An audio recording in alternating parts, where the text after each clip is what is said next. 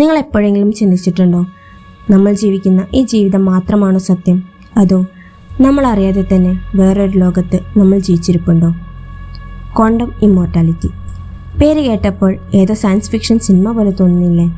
പക്ഷേ ഇതൊരു സിനിമയൊന്നുമല്ല. ക്വാണ്ടം ഫിസിക്സിൽ നിന്ന് ജനിച്ച, കേൾക്കുമ്പോൾ അല്പം ഭ്രാന്തമെന്ന് തോന്നിക്കുന്ന, എന്നാൽ ശാസ്ത്രലോകത്ത് ഇന്നും ചൂടേറിയ ചർച്ചകൾക്ക് വഴിവെക്കുന്ന ഒരു ഗൗരവമായ കോൺസെപ്റ്റാണിത്. സോ ഇന്ന് നമ്മൾ സംസാരിക്കാൻ പോകുന്നത് ക്വാണ്ടം ഇമ്മോർട്ടാലിറ്റിയെക്കുറിച്ചാണ്. Welcome to our channel journal of wonders. ആദ്യമേ പറയാം, ഇതൊരു സയൻറ്റിഫിക്കലി പ്രൂവൻ തിയറിയോ അല്ലെങ്കിൽ ഒരു സയൻറ്റിഫിക് ഫാക്റ്റ് ഒന്നുമല്ല. ഇതൊരു തോട്ട് എക്സ്പെരിമെൻ്റ് ആണ്. അതായത് ക്വാണ്ടം ഫിസിക്സിനെ ബേസ് ചെയ്ത് ചിന്തിക്കാൻ വേണ്ടി ഉണ്ടാക്കിയ ഒരു ഇൻട്രസ്റ്റിംഗ് കോൺസെപ്റ്റ്. ഇത് മനസ്സിലാക്കാൻ നമുക്കൊരു സിമ്പിൾ ഗെയിം കളിക്കാം. ഇന്ന് രാവിലെ നിങ്ങൾ എണീറ്റപ്പോൾ ചായ കുടിക്കണോ കോഫി കുടിക്കണോ എന്നൊരു കൺഫ്യൂഷൻ വന്നെന്നിരിക്കട്ടെ. നിങ്ങൾ ചായ കുടിക്കാമെന്ന് ഡിസൈഡ് ചെയ്തു. സിമ്പിൾ അല്ലേ? പക്ഷേ ക്വാണ്ടം ഫിസിക്സിലെ ഒരു ഇൻ്റർപ്രിട്ടേഷൻ പറയുന്നത് എവിടെയോ മറ്റൊരു യൂണിവേഴ്സിൽ നിങ്ങൾ കോഫി കുടിക്കാമെന്ന് ഡിസൈഡ് ചെയ്തിട്ടുണ്ടാവുമെന്നാണ്. ഇതൊരു തമാശയല്ല. ഓരോ തീരുമാനവും ഓരോ സാധ്യതയും പ്രത്യേക യൂണിവേഴ്സിൽ നടക്കുന്നുണ്ടാവും. ഇതിനെയാണ് നമ്മൾ മെനി വേൾഡ്സ് ഇൻ്റർപ്രിട്ടേഷൻ എന്ന് പറയുന്നത്. 1957 ഹ്യൂ എവറൈറ്റ് എന്ന യങ് ഫിസിസിസ്റ്റ് ആണ് ഈ ഐഡിയ പ്രപ്പോസ് ചെയ്തത്. അന്നത്തെ പല ശാസ്ത്രജ്ഞന്മാരും ഇത് സീരിയസ് ആയിട്ട് എടുത്തിട്ടില്ല. പക്ഷേ കാലം മാറുന്തോറും ആളുകൾ ഇതിനെക്കുറിച്ച് അന്വേഷിച്ചു തുടങ്ങി. മൾട്ടിവേൾസ് ശരിയാണെങ്കിൽ നമ്മുടെ ബോധം അല്ലെങ്കിൽ കോൺഷ്യസ്നെസ് എന്ത് ചെയ്യും? അവിടെ നിന്നുമാണ് ക്വാണ്ടം ഇമ്മോർട്ടാലിറ്റി എന്ന കോൺസെപ്റ്റ് ഉത്ഭവിക്കുന്നത്. 1987 ഹാൻസ് മൊറാവെക് എന്ന റിസർച്ചറും മാക്സ് ടെക്മാർക്ക് എന്ന ഫിസിസിസ്റ്റും ഈ കോൺസെപ്റ്റിനെ കുറിച്ച് ചർച്ച ചെയ്തു.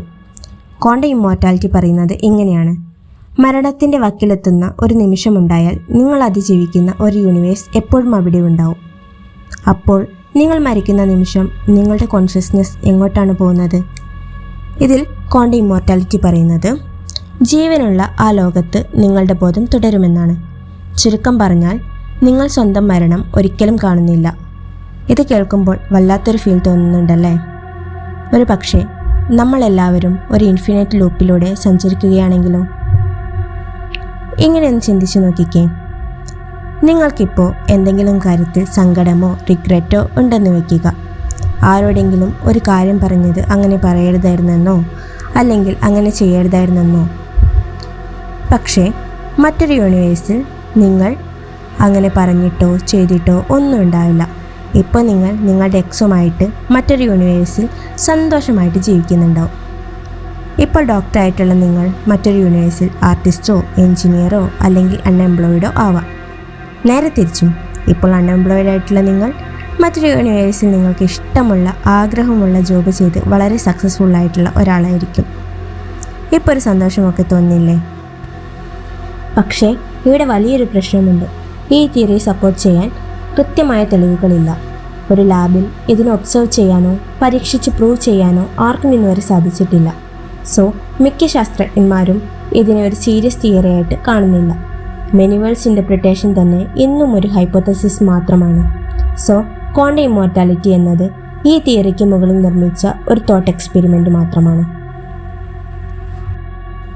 പിന്നെ എന്തുകൊണ്ട് ഈ ഒരു ആശയം ഇൻ്റർനെറ്റിലും ശാസ്ത്രലോകത്തും ഇത്രയും ഫേമസ് ആയത് എന്ന് നിങ്ങൾ ചിന്തിക്കുന്നുണ്ടാവും അല്ലേ? കാരണം ഇത് നമ്മളെ കൊണ്ട് കുറച്ച് ചോദ്യങ്ങൾ ചോദിപ്പിക്കുന്നുണ്ട്. റിയാലിറ്റി എന്നാൽ എന്താണ്? കോൺഷ്യസ്നെസ് എന്നാൽ എന്താണ്? നമ്മൾ ഈ കാണുന്നത് മാത്രമാണോ സത്യം? ഈ ചോദ്യങ്ങൾക്കൊന്നും ഉത്തരം ഇതുവരെ ആർക്കും അറിയില്ല. പക്ഷേ ഒരു കാര്യം ഉറപ്പാണ്: ക്വാണ്ടം ഇമ്മോർട്ടാലിറ്റി ശാസ്ത്രത്തിലെ ഏറ്റവും മൈൻഡ് ബെൻഡിങ് ആയ കോൺസെപ്റ്റിൽ ഒന്നാണ്. നമ്മൾ ഇതിനെക്കുറിച്ച് സംസാരിക്കുന്നത് ഇത് സത്യമായതുകൊണ്ടല്ല, മറിച്ച് നമ്മളെക്കൊണ്ട് ചിന്തിപ്പിക്കുന്ന ഒന്നായതുകൊണ്ടാണ്. നിങ്ങൾ എപ്പോഴെങ്കിലും കണ്ണാടിയിൽ നോക്കുമ്പോൾ ഇത് ഞാനാണോ അതോ മറ്റൊരു യൂണിവേഴ്സിലെ എൻ്റെ കോപ്പിയാണോ എന്നൊന്ന് ആലോചിച്ച് നോക്കിക്കേ. നിങ്ങൾക്ക് എന്തു തോന്നുന്നു? ഇതൊക്കെ സത്യമാവുമോ അതോ വെറും തോന്നലുകൾ മാത്രമാണോ? നിങ്ങളുടെ അഭിപ്രായം കമൻറ്റ് ചെയ്യുക. ആൻഡ് വീഡിയോ ഇഷ്ടപ്പെട്ടാൽ ലൈക്ക്, ഷെയർ ആൻഡ് സബ്സ്ക്രൈബ്. അപ്പോൾ ഇതുപോലെയുള്ള ഇൻട്രസ്റ്റിംഗ് തിയറീസ്, റാൻഡം തോട്ട്സ് ഒക്കെ ആയിട്ട് നമുക്ക് വീണ്ടും കാണാം. Till then, good bye and thanks for watching my first video.